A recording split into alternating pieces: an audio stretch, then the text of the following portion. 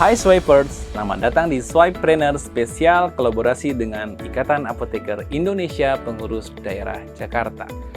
Tahukah Swipers, dalam menjalankan bisnis apotek, jangka panjang dibutuhkan kesiapan sediaan farmasi yang tepat. Namun untuk memenuhi kesiapan tersebut, dibutuhkan metode perhitungan yang sesuai dengan kebutuhan. Apa saja metode perhitungan yang dapat Swipers lakukan? Bersama saya, Apoteker Zainur Rahman Hakim, Magister Farmasi, pemilik apotek Nizam Pharma, dan juga dosen farmasi Universitas Pancasila. Semua akan saya bahas dalam Swipepreneur Edukasi Membangun Farmasi.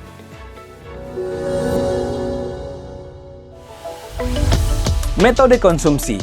Metode konsumsi didasarkan pada data konsumsi pada periode sebelumnya, dengan beberapa penyesuaian.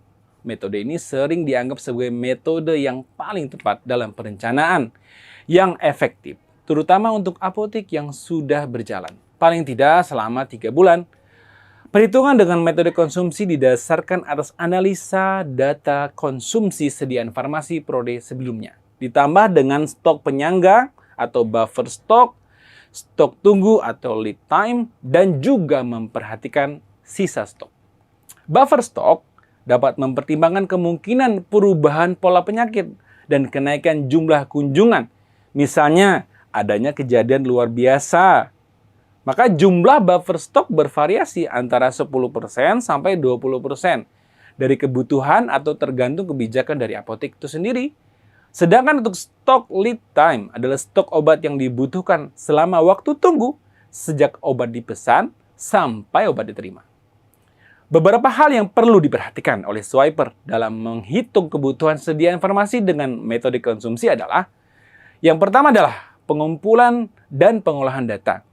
Berikutnya adalah analisa data untuk informasi dan evaluasi. Berikutnya adalah perhitungan perkiraan kebutuhan sediaan farmasi, penyesuaian jumlah kebutuhan dengan alokasi dana secara umum, dan berikut rumusnya, yaitu A sama dengan B ditambah C ditambah D dan dikurang E. Keterangannya, kalau A adalah rencana yang mau kita adakan, yang B adalah pemakaian rata-rata per bulan, yang C adalah buffer stock bergantung pada kelompok Pareto tertentu, dan yang D adalah lead time stock, dan yang terakhir yang E adalah sisa stok. Contoh perhitungannya sebagai berikut. Selama tahun 2022, misalnya Januari sampai Desember, pemakaian asam mefenamat tablet adalah 120.000 tablet. Sisa stok per 30 Desember 2022 adalah 4.500 tablet. Berapa pengadaan dengan metode konsumsi? Nah, seperti itu. Pemakaian rata-rata per bulan yang B sama dengan 120.000 per 12 sama dengan 10.000 tablet per bulan. Pemakaian per minggu adalah 2.500 tablet per minggu. Misalkan buffer stoknya 20%, maka C adalah 20% dikali 10.000, maka 2.000 tablet. Misalkan lead time stok diperkirakan 1 minggu, maka 2.500 tablet, sehingga kebutuhan asam mefenamat tablet pada Januari 2023 adalah B plus C plus D sama dengan 10.000 ditambah 2.000 tambah 2.500, yaitu 14.500 tablet. Berikutnya ada sisa stok nih, yang E, sebanyak 4.500 tablet. Maka pengadaan di bulan selanjutnya sebanyak 14.500 dikurangi 4.500 adalah 10.000 tablet. Begitu. Metode morbiditas atau pola penyakit adalah metode perhitungan obat berdasarkan apa sih penyakit yang ada di sekitar ya. Yaitu memperkirakan kebutuhan obat, keperluan obat berdasarkan dari jumlah kejadian penyakit dan mempertimbangkan pola standar pengobatan untuk penyakit tertentu.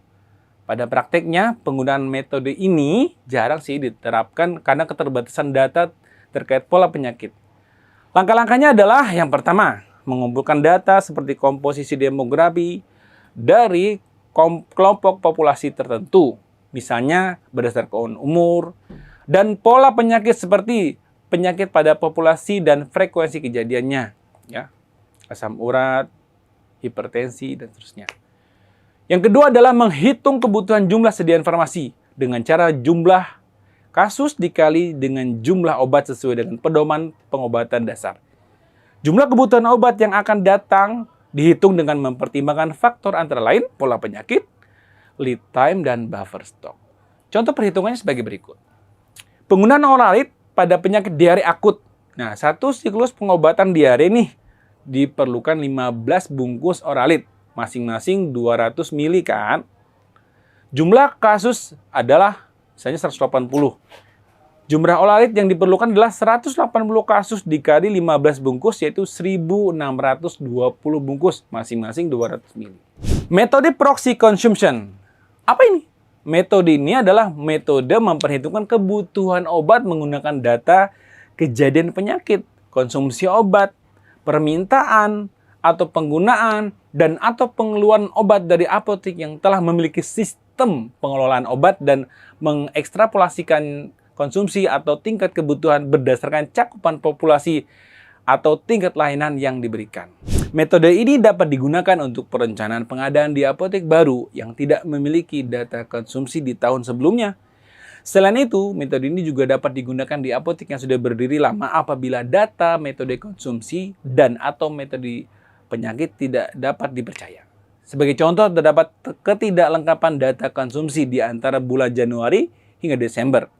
Maka metode ini dapat menghasilkan gambaran ketika digunakan pada suatu apotek dengan apotek lain yang memiliki kemiripan profil masyarakat dan jenis pelayanan. Metode ini juga bermanfaat untuk gambaran pengecekan silang dengan metode yang lain. Swipers, saya sudah bergabung dan menggunakan Swipe RX Belanja dalam memenuhi kebutuhan stok sediaan apotek di apotek saya. Melalui Swipe RX Belanja, saya bisa menikmati berbagai kemudahan dan penawaran dalam satu genggaman. Tunggu apa lagi? Segera download aplikasi Swipe RX di Google Play Store dan App Store. Belanja kebutuhan apotek pasti aman, nyaman, cuan hanya di Swipe RX Belanja. Terima kasih telah menonton video ini dan semoga bermanfaat. Jangan lupa ya, like, subscribe, dan share video Swipe RX Indonesia untuk selalu update ilmu seputar bisnis farmasi. Cukup sampai di sini dulu untuk episode kali ini. Sampai jumpa di episode berikutnya. Swipepreneur, edukasi membangun farmasi. Swipe RX.